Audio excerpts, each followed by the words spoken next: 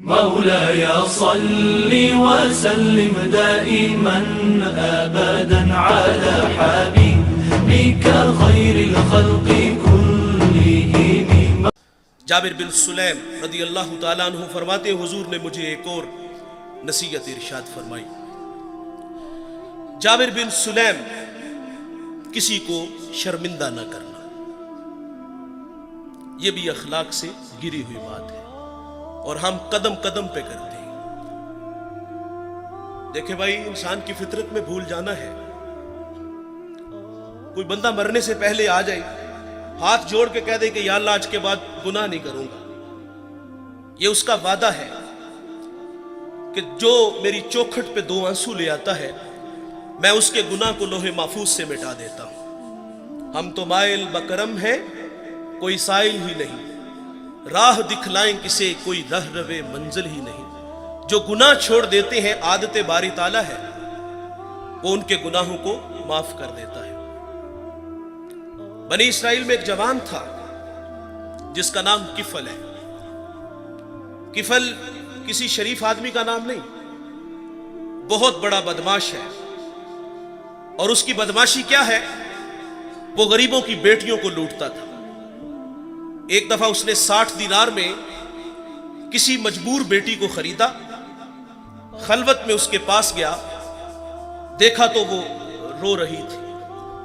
کفل سمجھتا تھا کہ میرے پہلو میں آنے والی ہر بیٹی بے غیرت ہوتی ہے، لیکن یہاں برستے آنسو دیکھے تو قدم رک گئے.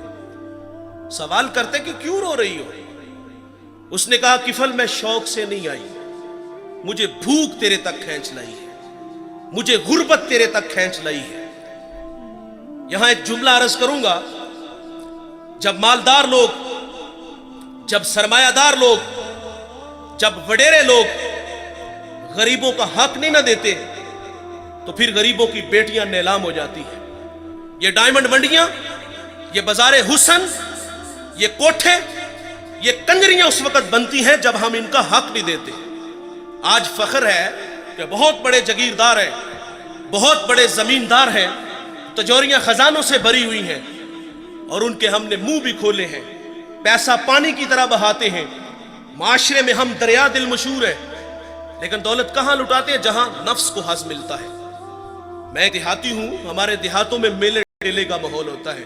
کتوں کی لڑائی آئی تو 50,000 وہاں دے دیا، کرکٹ میچ آیا تو 1 لاکھ کا انعام وہاں دے دیا. جہاں نفس کو حظ ملا ہم نے دولت کا منہ وہاں کھولا. اور جہاں دولت لٹانے سے رب راضی ہوتا ہے، اس کی رحمتیں برستی ہیں، وہاں غفلت کی پٹی. وہ کیا کسی شاعر نے کہا تھا کہ دیکھا ہے میں نے شہر میں کوڑے کے ڈھیر پر 2 بچے لڑ رہے تھے فقط ایک بیر پر.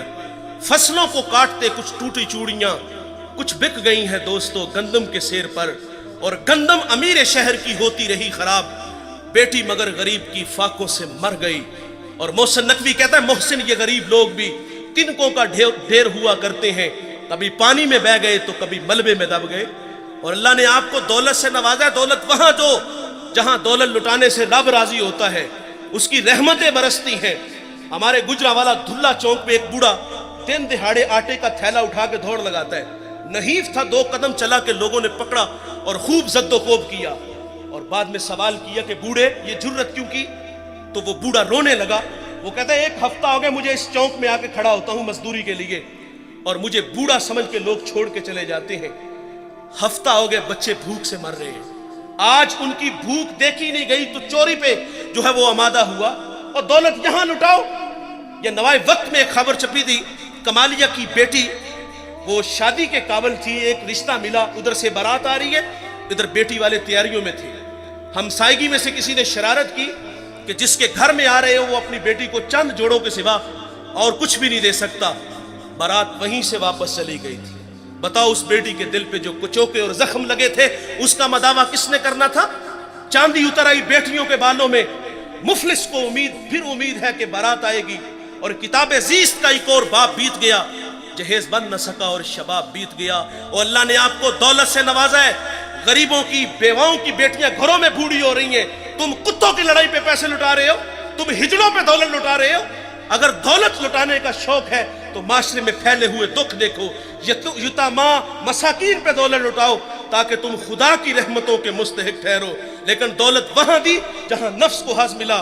جب اس بیٹی نے کہا کفل مجھے بھوک تیرے تک کھینچ لائی ہے، یہ ایک جملہ کفل کی ہدایت کا سبب بنا۔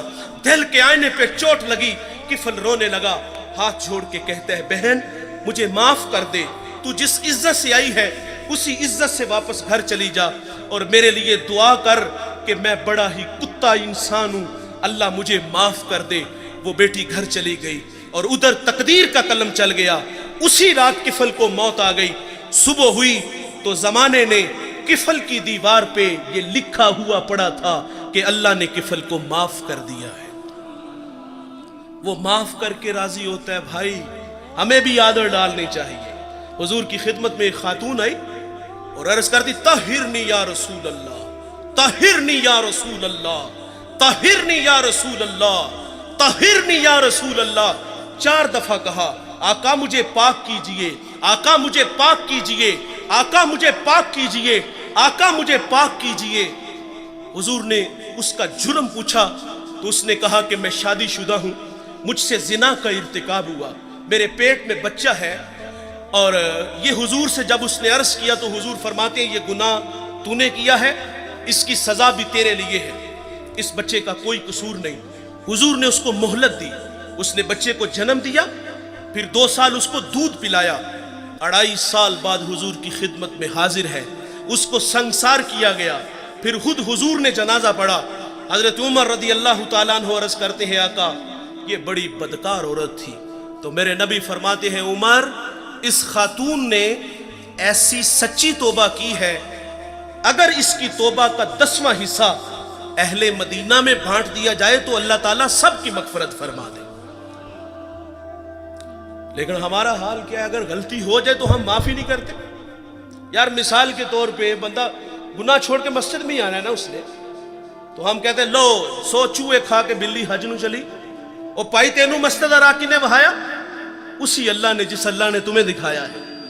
کبھی ہم کہتے ہیں چور چوری چھوڑ دیتا ہے، ہیرا پھیری نہیں چھوڑتا، جوتے چرانے آئے ہو۔ وہ یار وہ آ گیا ہے، مسجد کی آبادی کا سبب بنا ہے، ہمیں خوش ہونا چاہیے تھا۔ میں شکر گڑھ باؤنڈری پہ ایک گاؤں میں حاضر ہوا تو وہاں جو محلے کی مسجد تھی نا، وہاں نماز تو بڑی دور کی بات ہے، اذان پڑھنے کے لیے کوئی بندہ نہیں ملتا تھا۔ یہ مسجدوں کی حالتیں ہیں۔ اقبال جب اندلس گیا، قرطبہ مسجد جس کے 1400 ستون ہیں، اسے اجڑا دیکھا تو اقبال وہاں پھوٹ پھوٹ کے رویا تھا کہ رو رہی ہے آج ایک ٹوٹی ہوئی مینا اسے، کل تلک جس ساکی کے گردش میں پیمانے رہے، خیر تو ساکی سہی مگر پلائے گا کسے، اب نہ میں کش باقی رہے نہ میں خانے رہے۔ اقبال کہتا ہے واعظ قوم کی وہ پختہ خیالی نہ رہی، برق طبعی نہ رہی، شعلہ مکالی نہ رہی، رہ گئی رسم اعزاں روح بلالی نہ رہی، فلسفہ رہ گیا تلقین غزالی نہ رہی، اور مسجد مرثیہ خواہ ہے کہ نمازی نہ رہے، یعنی صاحب اوصاف وہ حجازی نہ رہے۔ اللہ کے گھر تو ویران ہے، اگر کسی کی پیشانی میں سجدوں کا نور ٹپک رہا ہے، وہ اللہ کے گھر میں حاضر ہے، ہمیں تو خوش ہونا چاہیے تھا، لیکن ہم شرمندہ کرتے ہیں۔ جب اللہ معاف کر دیتا ہے تو ہمیں بھی عادت ڈالنی چاہیے۔ علامہ سعدی لکھتے ہیں، شارح مسلم مفسر قرآن، ایک بوڑھے کا تذکرہ کرتے، وہ ہر سال حج کے لیے جاتا تھا۔ ایک دفعہ کسی نوجوان کو ان کے ساتھ جانے کا اتفاق ہوا، اللہ کے گھر میں پہنچے تو بوڑھے نے لبیک کہا، ہاتف سے آواز آئی لا لبیک، کہ بوڑھے تیرا کوئی حج نہیں۔ جو ساتھ نوجوان تھا وہ چونک سا گیا، اس نے کہا بابا جی آواز نہیں سنی؟ تو کہا بیٹے یہ آواز میں 70 سال سے سن رہا ہوں۔ تو وہ جوان کہتا ہے کہ بابا جی آپ پھر بھی آتے ہو؟ اب کلیجہ پھٹنے لگا، رو کے کہا کہ بیٹے بتا اس در کے علاوہ کوئی اور در ہے جہاں جا کے میں دامن پھیلاؤں؟ بس اتنا کہنا تھا کہ رحمت خدا بندی جوش میں آئی، ہاتف سے آواز آتی ہے کہ جا بوڑھے ہم نے تیرے 70 کے 70 حج قبول کر لیے۔ وہ معاف کرتا ہے بھائی، ہمیں بھی آدر ڈالنا چاہیے، کسی کو فرمائے شرمندہ نہ کرو۔ نبی رحمت صلی اللہ علیہ وسلم کی اقتداء میں صحابہ نماز کے لیے کھڑے ہیں، بالکل جماعت کا ٹائم تھا کہ کسی کی ہوا خارج ہو گئی، جماعت کا وقت ہے، ظاہر ہے وہ فوری اٹھے گا اور جا کے وضو بنائے گا، جو وہاں سے نکل کر وضو کے لیے جائے گا سبکی تو محسوس کرے گا نا، شرمندہ تو ہوگا نا۔ لیکن دیکھیے بھائی، حضرت عبداللہ ابن عباس رضی اللہ تعالیٰ عنہ حضور سے اسی وقت عرض کرتے ہیں کہ حضور اگر اجازت ہو تو ہم سب جا کے وضو نہ کریں۔ اللہ اکبر، میرے نبی فرماتے ہیں بہت اچھے۔ وہ سارے اٹھ کے گئے اور وضو بنا کے آئے۔ اب کیا خبر کہ کس کی ہوا خارج ہوئی، تو شرمندگی سے بچایا۔